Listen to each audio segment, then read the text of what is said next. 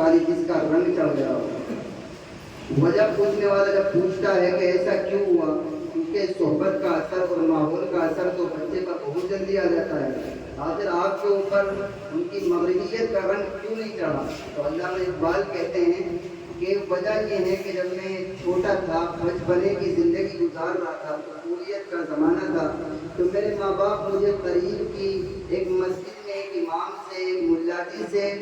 कायदा पढ़ने के लिए भेजा करते थे। और मुझे वहाँ जो बातें मिलती थी, वहाँ जो मुझे इस्लाम से रग़बत के उसूल बताए जाते थे, इस्लामी तालीमात से मोहब्बत का तरीक़ा बताया जाता था, वो आज तक मेरे दिलो दिमाग में इस तरह नक़्श है जैसे पत्थर पर लकीर बना दी गई हो।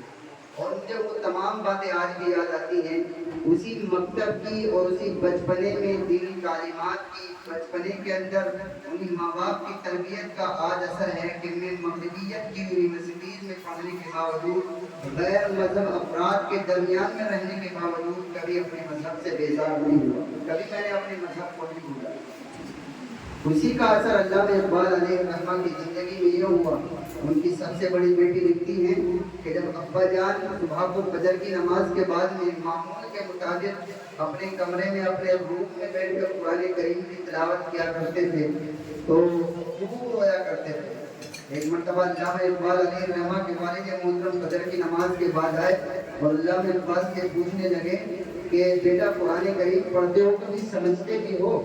तो कहने लगे अब्बा थोड़ा थोड़ा समझता हूँ। तो उन्होंने कहा कि थोड़ा थोड़ा नहीं, ऐसे पढ़ो कुरान करीम को जैसा कि ये अभी तुम्हारे ऊपर नाजिल हो रहा है। तो अल्लामा इकबाल की बेटी लिखती है कि उसके बाद में अब्बू जान कुरान करीम को पढ़ते वक्त इतना रोते थे कि बाद मरतबा ऐसा होता था कि मुझे वो नुस्खा कुरान का जिसमें खुद को देखकर तिलावत करते थे, मुझे सूरज के सामने रखना पड़ता था सुखाने के लिए। तो कोई अल्लामा इकबाल मगरबियत की यूनिवर्सिटीज़ में पढ़ने के बाद ऐसा नहीं है कि वो वहाँ बुजुर्ग बने हों, बल्कि उनके बचपने की तालीम जो उन्होंने दीनी तालीम सीखी थी, बेहयाई से दूर रहे थे, माँ बाप की तरबियत थी, इस्लामी उसूल की ज़िंदगी में थे, तो वो बाद तक असर करते रहे उनकी ज़िंदगी में। और बाद में भी अल्लाह ने उनसे दीन की भी खिदमत दी, मुआशरे में भी खिदमत दी और गरीबों की भी खूब उन्होंने मदद की, फिर उठकर रहा है। इसलिए हमें चाहिए कि हम सब अपने मासूम बच्चों को जो तालीम के लिए आते हैं, या हमारी वो बहनें जो पढ़ाने के गरज से आती हैं, स्कूल के अंदर टीचर हैं, मुअल्लिमात हैं, उनको चाहिए कि वो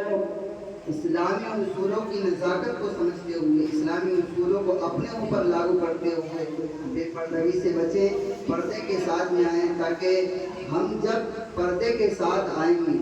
आप लोग जब पर्दे के साथ आएंगे, इस्लामी